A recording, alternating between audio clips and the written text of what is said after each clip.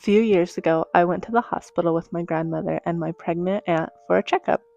We also brought my little cousin, who was around 2 years old at the time. While my grandma was with the doctor and my aunt was talking to the receptionist, I stayed behind watching my cousin play.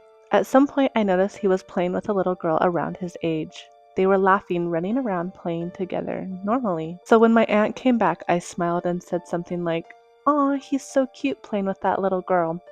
And my aunt just looked confused and said, "What little girl?" I looked back immediately and my cousin was completely alone. No little girl anywhere. At the time, I tried to brush it off. Maybe she walked away or I just missed her leaving. But then something even weirder happened. We were leaving the hospital from the third floor and got into the elevator to go down to the first floor. We pressed the button and after a few seconds, the elevator doors opened. We instantly knew something was wrong. The place outside was completely silent. No hospital sounds, no people, no bright lights. Just this dim room lit by what looked like natural light from a tiny window somewhere. It honestly didn't even feel like we were still inside the hospital. None of us stepped out. We just stared at each other in silence before quickly pressing the third floor button again. The doors closed.